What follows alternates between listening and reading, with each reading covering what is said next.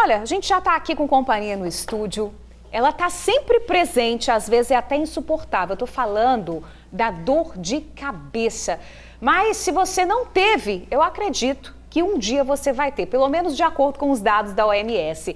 Gente, essa dor de cabeça que atinge de forma crônica mais de 3 milhões de brasileiros, 30 milhões de brasileiros, na verdade. Mas hoje a gente vai te ajudar aqui ao vivo no TN1. Olha, a gente convidou a médica neurologista, professora da UFES, a Giovana Gobi Marquesi Ciríaco. Dá tempo ainda, mande a sua pergunta para o nosso WhatsApp 997-92-2530 ou para o telefone 3019-1465. Bom dia, doutora, para a senhora. Bom dia, Jorge. Bom dia, Bruna. Bom dia a todos amigos aí do TN Notícias. Eu queria agradecer muito, porque, como você viu, é uma doença muito frequente e muitas vezes a gente esquece de falar. Só lembrando, pessoal, que não sou eu a insuportável, é a dor de cabeça. Né? Isso é importantíssimo de ser lembrado. Eu falei que a gente estava com companhia aqui do estúdio, falei não que... É. Não, a companhia não a sou senhora eu. resolve a insuportável. É verdade, a solução dos problemas. E eu acho que isso aí é muito importante, sabe, Jorge, esse comentário. Primeiro, vamos desmistificar alguns conceitos. Dor de cabeça, ou seja, qualquer parte da cabeça, não sendo o rosto, que dói, o termo médico se chama cefaleia, né? Só que cada cefaleia, conforme as características dela, ela recebe o nome de uma doença.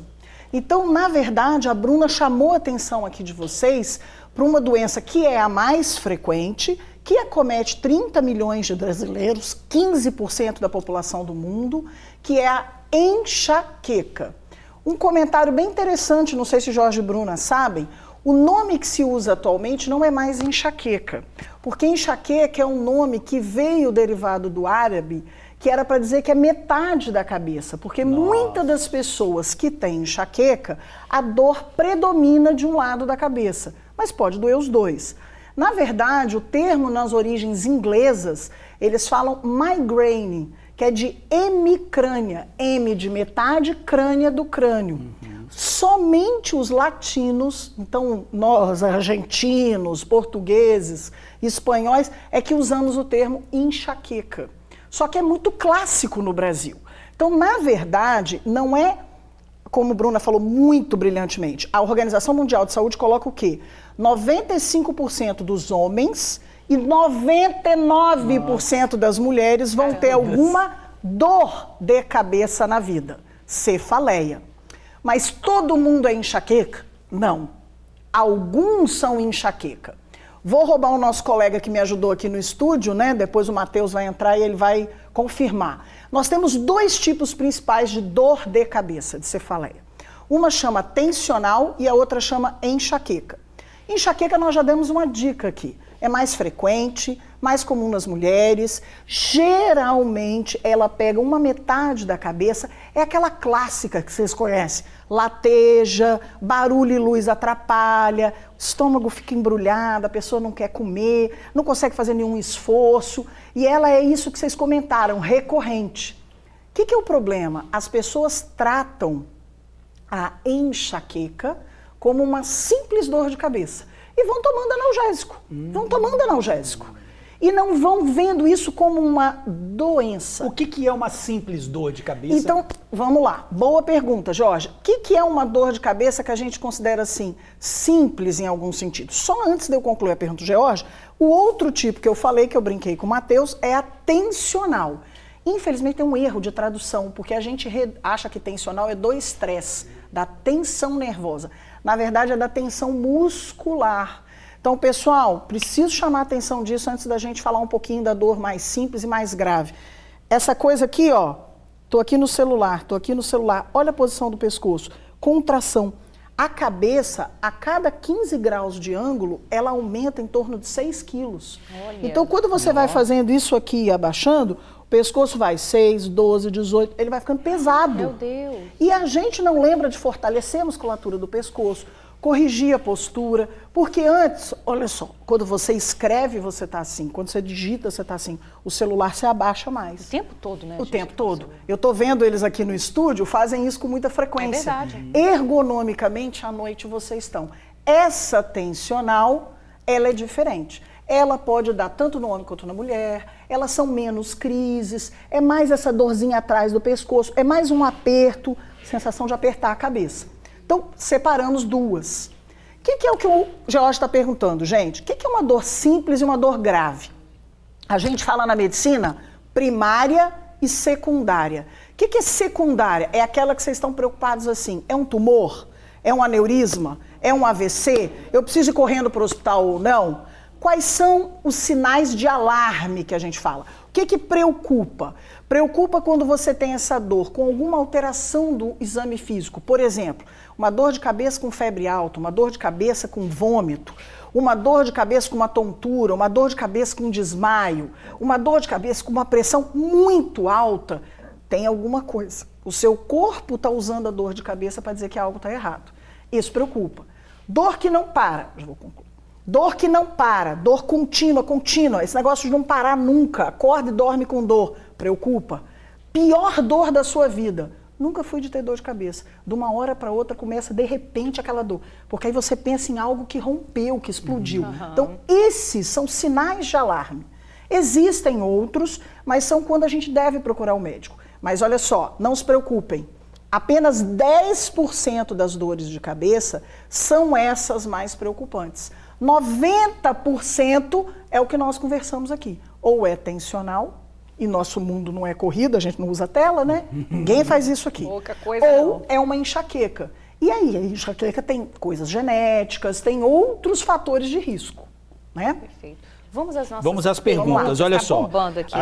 Só para tentar responder um pouco mais curto, para a gente fazer mais perguntas. Beleza. Doutora, a Cleusa da Serra diz que vai no posto e que eles não investigam, fala que é normal. Ela sempre vai. Isso. Então vamos lá. Cleusa, parabéns, você está me ajudando muito. Eu participo da Sociedade Brasileira de Cefaleia e a grande campanha hoje é de conscientizar as pessoas que dor de cabeça não é só uma dor. Primeiro que toda dor é dor. Toda dor é um incômodo, toda dor é um alerta de que algo não está bem. E a gente não pode achar que é dor de cabeça. Isso não é nada não, isso é só dor de cabeça. Existe um mito, né, dessa coisa de, porque pode ser do que você comeu, pode ser da menstruação, pode ser do nervoso. Não existe isso, você tem dor, isso é um sinal de alerta, você tem que saber que existe algo. Então, isso é errado, a gente tem que aprender a separar essas dores, isso é um conceito de diminuir uma dor, não está correto. Perfeito. Esther, do bairro Presidente Médici de Cariacica, falou o seguinte: sempre que eu tô com muita dor de cabeça, eu tomo chá de melão e alivia. Gostaria de saber se o chazinho caseiro resolve ou se é melhor medicação. Excelente pergunta, Esther. Claro que a alimentação, existem produtos, principalmente produtos industrializados, adoçantes, conservantes, pioram crises de enxaqueca. E aí, o que acontece com o chá? A grande maioria dos chás, Esther, não só o de melão, erva cidreira, camomila, eles são o quê? Eles têm um efeito relaxante. Eles soltam musculatura, diminuem pressão arterial e te dão um certo grau de repouso. Muitas vezes, lembrem, a cabeça está ali hiperativa. Quando está acontecendo isso é porque você quer dar uma diminuída. Então, ele ajuda, mas lembra, ele não vai tratar, ele não vai curar, ele vai amenizar. Perfeito. Olha só, doutora, tem duas perguntas aqui, vou fazer as duas, a Brunella Silveira Cariacica e a Maria Fernanda Altulage. A Brunella fala que sente uma dor com muitas pontadas na testa, muito forte. E a Maria Fernanda diz que quase desmaia de dor. Ela pergunta se que a filha da Maria Fernanda falou que quase desmaia de dor. Ela precisa fazer algum tipo de exame específico e sobre essa dor com pontada também. Ótimo. Então, ambas perguntas da Brunella, né, e da Maria Fernanda ali conversando, são importantes por quê?